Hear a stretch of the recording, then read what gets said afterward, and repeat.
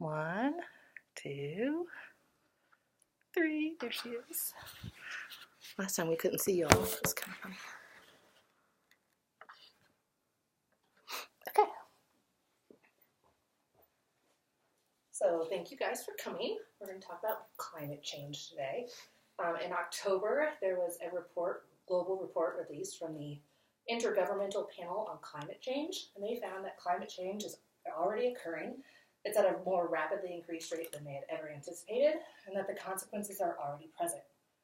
Pamela Zai is the co-chair of the IPCC Working Group 1, says that one of the key messages that comes out very strongly from this report is that we are already seeing the consequences of a 1 degree Celsius increase in global warming through more extreme weather, rising sea levels, and diminishing Arctic sea ice, among other change.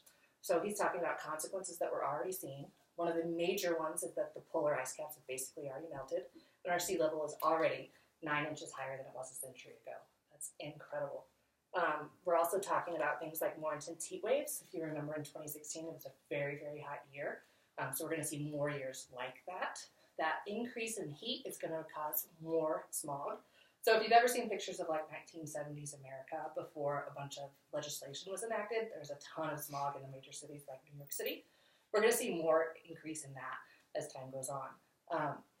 That smog is actually going to lead to a lot more premature deaths annually. By the year 2050, we're expecting another 550 premature deaths per year.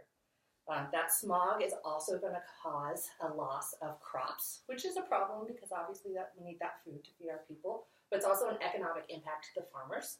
Those farmers are going to have to work harder with more technology to create the same yields that they have in years past.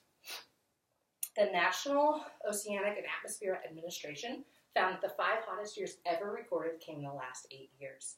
2016 was the hottest year ever. It was actually 2 degrees Celsius warmer than the baseline years of 1881 to 1910. Those are the baseline years because they are the years that we have records for. I believe records were started to be kept in 1880, and then it's also right before the industrialization era happened, so these are considered to be the control years.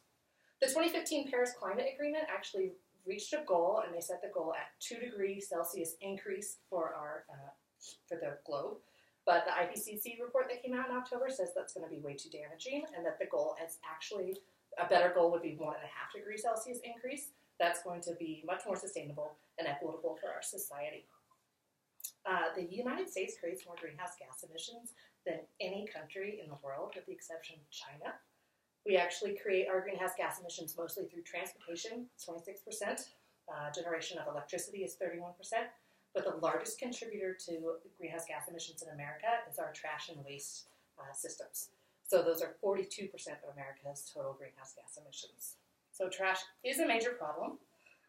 Experts disagree, but they find that somewhere between 4.5 and 7 pounds of trash is created daily by each American. So that is 1,600 to 2,500 pounds of trash yearly by one individual. The U.S. produces 30% of the planet's total waste, with only 4% of the planet's total population.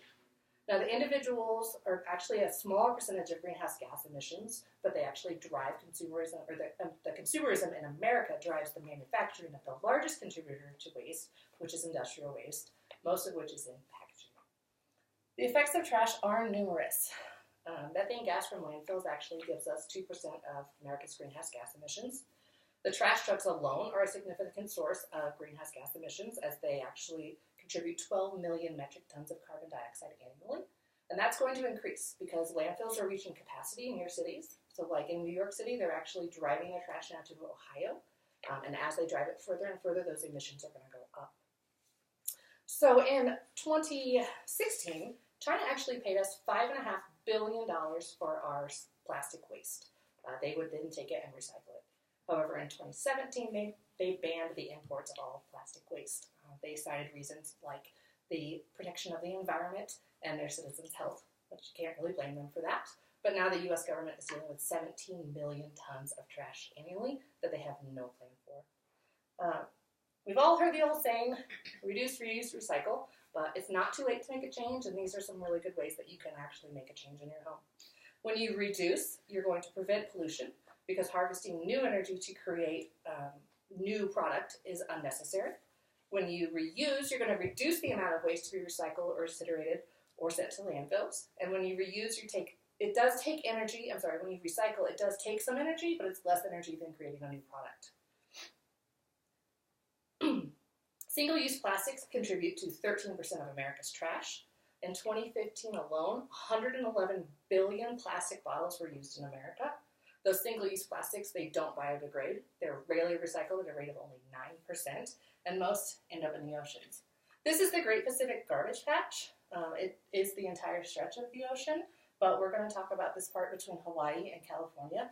It has 1.8 trillion pieces of plastic floating within it, 94% of which is microplastics.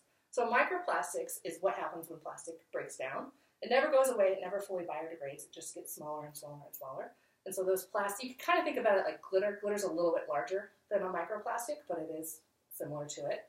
So that's what's mostly in our ocean. That stuff ends up in our seafood, and then it actually ends up in us. So it's definitely a large problem. How much larger is this going to get now that China is no longer taking our trash? The Great Pacific Garbage Patch is a major problem. It's ugly and it impacts the environment in multiple ways. One of the biggest impacts it does to the environment is the wildlife. In 2018, in February, June, and November, 3 different whales were found beached. They had died of starvation due to plastic pollution. How does that happen?